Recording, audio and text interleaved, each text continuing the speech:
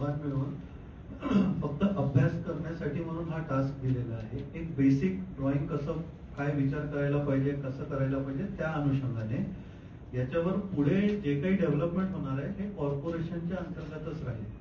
याच्यात त्यांचा कुठेही रोल येणार नाही पुढे जाऊन. जायका जे बुलेट ट्रेन आपला प्रकल्प आहे अहमदाबाद ते मुंबई, त्याच्यासाठी सगळ्यांना माहिती असेल की जपान वरनं आपल्याला फंडिंग मिळत आहे. गव्हर्नमेंट ऑफ इंडियाला ते पैसे पण देत आहे हे बुलेट ट्रेन करण्यासाठी. तर जायका तो एजन्सी आहे तो फंडिंग करत आहे. त्यांचं म्हणणं आहे की फक्त ट्रेन न करता ट्रेनचे आजूबाजू सुद्धा आपल्याला डेव्हलपमेंट करावं लागेल. त्याच्यामध्ये जसे जपानमध्ये कोणी गेले असेल तर तिथे स्टेशनच्या बाजूला फार मोठमोठी उंची उंची बिल्डिंग आहे. म्हणजे की लोकांची ऑफिस तिथे स्टेशनच्या जवळ असते, त्यांच्या रेसिडेन्स स्टेशनच्या जवळ असते. त्याला म्हणते की स्टेशन एरिया डेव्हलपमेंट. जायका आणि महुआनी म्हटलेलं आहे की बुलेट ट्रेनचे जे पण स्टेशन्स आहे तर ते सगळे स्टेशनच्या परिसरामध्ये आपल्याला डेव्हलपमेंट करायचे. त्याच्यासाठी जे लोकल ऑथॉरिटी आहे, आपल्या केसमध्ये आपली महानगरपालिका, यांनी ते प्लॅन करायचे. त्याच्यासाठी प्लॅन म्हणजे ऍक्विजिशन नाही, प्लॅन म्हणजे थोडक्यात एक छोटासा डीपी छोटे एरियासाठी.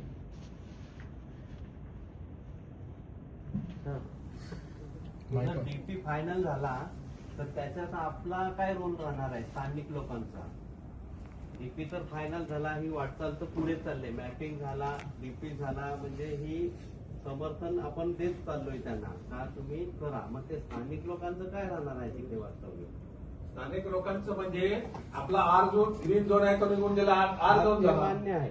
आर झोन झाला का म्हणजे आता तू तुझ्या जागेचा मालक झाला, तुला काय करायचं आहे पुढे फ्युचर ते तुझ्या हातात आहे. महानगरपालिका आम्हाला सपोर्टिंगला काय करणार आहे? सांगू प्रोसेस सांगा. आता जेव्हा आपण हा डिलिमिनेशन करणार आहोत, याचा एरिया एकदा बाउंड्री फायनल झाली की याच्यानंतर जे प्लॅन आपण करणार, आर झोन जे करणार आहोत त्यामध्ये तुम्हा लोकांना रस्ते प्रॉपर कसे बनवायचे, तिथे कुठल्या एरियामध्ये रेसिडेन्शियल प्रॉपर तुम्हाला बनवता येईल, अप्रोच रोड वगैरे, या सगळ्यांचा विचार करून आपण एक प्लॅन बनवणार.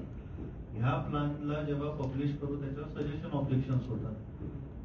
तर ते सजेशन ऑब्जेक्शन्स नंतर हा शासनाकडे सबमिट होणार हे सगळं काही फायनल मान्यतेकरिता. यामध्ये जो तुम्हा लोकांना जो हे आहे की तुमचा एरिया जो झाला, जसं महापौर साहेबांनी माननीय आयुक्त साहेबांनी पण जे सांगतात आहे की ग्रीन मधनं येल्लो होतो आहे, एक ते झालं. दुसरं तुम्हाला प्रॉपर अप्रोच रोड मिळेल. आता सध्या त्या एरियामध्ये कोणालाच रस्ता असा कुठलाच नाहीये, कोणाच्या घराला डायरेक्ट रोड नाही आहे, तर तुम्हाला तो एक अप्रोच रोड तयार होतो. अप्रोच रोड झाला म्हणजे तुमच्या सर्व्हिसेस पण येतील, बाकी पाण्याची पाईपलाईन येऊ शकते, गटारं तयार होऊ शकतात, रेन वॉटर आपले स्टॉर्म वॉटर ड्रेन बनू शकतात. तर ह्या सगळ्या गोष्टींची मदत तुम्हाला होईल. तसंच तिथे काही एरिया जसं आपल्याला वाटलं की हॉस्पिटल्स वगैरे गरजेचे असतात, तर आपण त्याच्यासाठी कुठल्या तरी एरियामध्ये तुम्हाला हॉस्पिटल बनवून देऊ शकतो. अशा सगळ्या गोष्टीचा फायदा तुम्हाला मिळेल त्यातून. प्रश्न त्याचा कसं होतं माहित आहे का की स्पेशली हे जायका किंवा जे बुलेट ट्रेन वाले स्पेशली या एरियामध्ये हा झोन का करतात? कारण आता आपलं डीपी फायनल होणार आहे तर आपली महानगरपालिका पण करू शकते. तर स्पेशली हे करण्याचं उद्दिष्ट काय? जर उद्याला त्यांना असं वाटतं की लोकांना काय तर जागा होणार नाही ना, की आमच्या जागा जाणार नाही, हे त्यांच्या मनामध्ये आहे. तर ते रिझन स्पेसिफिक रिझन असायला पाहिजे का ते का करतात, एवढाच पोर्शन का करतात आणि त्यांच्या माइंड मध्ये काय? कसं जागा जाणार नाही हे तर आहे, म्हणजे ऍक्विजिशन नाहीये. जे मेन आता साहेबांनी विचारलं त्यामध्ये कसं आहे की हा पूर्ण ज्या बुलेट ट्रेनच्या प्रकल्पामध्ये महाराष्ट्रातनं 2 स्टेशन भारत सरकारने एक चांगला एरिया म्हणून डिझाईन करण्याच्या अनुषंगाने डिफाईन केले. एक ठाण्याचा आहे, दुसरा आपला वसई विरारचा आहे.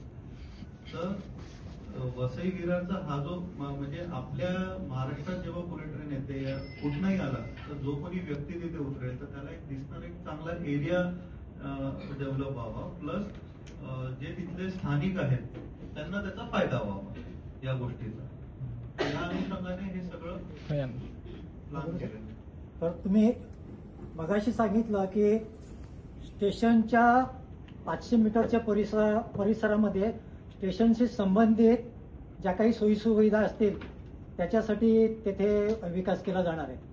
तर तो 500 मीटरच्या परिसरामध्ये सध्या जे तेथे स्थानिक भूमिपुत्र आदिवासी आगरी लोक राहतात, अनेक पिढ्यांपासून तेथे घरं बांधून राहतात, तर मग त्यांचं कसं काय होणार आहे? त्यांना तिथून स्थलांतरित केलं जाणार आहे किंवा कसं काय? त्यांच्या संबंधात काय? 500 मीटर मध्ये ते नाही करणार आहे. त्यांच्या फक्त आपण नकाशेमध्ये जे लाल पट्टा जे बघितला होता ना, जिथे रेल्वे येणार आहे, रेल्वेच्या स्टेशन तेवढाच एरियाचे एक्विजिशन करणार आहे. ऑलरेडी झालेलं आहे. ते झालेलं आहे. त्याच्या बाजूच्या जे 500 मीटरच्या तुम्ही म्हणत आहे ना, त्याच्यासाठी आपण प्लॅनिंग करणार आहे. तुमची जागा घेणार नाही, आम्ही प्लॅनिंग करणार आहे. आम्ही तुम्हाला सांगणार आहे की बाबा हे जागेवर आता तुम्हाला 4, 5, 6, 7 FSI मिळणार. आता तुम्हाला करायचे तर तुम्ही करा, नाही करायचे तर तुम्ही करा, ते तुमच्यावर आहे. तुमची जागा राहणार आहे. पण तिथे पोटेन्शियल मिळणार आहे तुम्हाला, म्हणजे की तुम्ही मोठी बिल्डिंग बांधू शकते तिथे, जिथे सध्या आपण नो डेव्हलपमेंट झोन आहे. म्हणजे आता तुम्ही काही करू शकत नाही, तिथे तुम्हाला उभं राहील की तुम्ही मोठी बिल्डिंग बांधू शकते. माझा एक प्रश्न आहे की आता साहेबांनी हॉस्पिटल संदर्भातला उल्लेख केला. एखाद्या जागेमध्ये हॉस्पिटल आलं तर तुम्ही त्या पद्धतीने प्लॅन केलं किंवा एखादं कम्युनिटी सेंटर प्लॅन केलं तर मग त्या जागा मालकाला त्याचं बेनिफिट त्याचं कसं तुम्ही कम्पन्सेट करणार? हा फार महत्वाचा विषय आहे.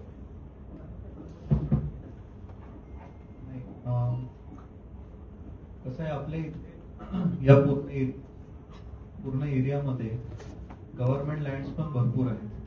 तर जेव्हा कधी पण प्लॅनिंग केले जाते तर पहिला ऑब्जेक्टिव्ह हा असतो की लोकांना कुठला त्रास नको व्हायला. त्यामुळे जर काही अशा गोष्टी प्लॅन पण करायच्या जेव्हा असतात तर त्या सरकारी जागेवर केल्या जातात, जेणेकरून त्याचं ॲक्विजिशन पण सरकार टू सरकार इझिली होतं. त्या पॉईंट ऑफ व्ह्यूनेच डिझाईन केलं जातं. त्यामुळे जसं आम्ही आताही म्हणतोय की अननेसेसरी कोणाच्याही खाली जागा आहे या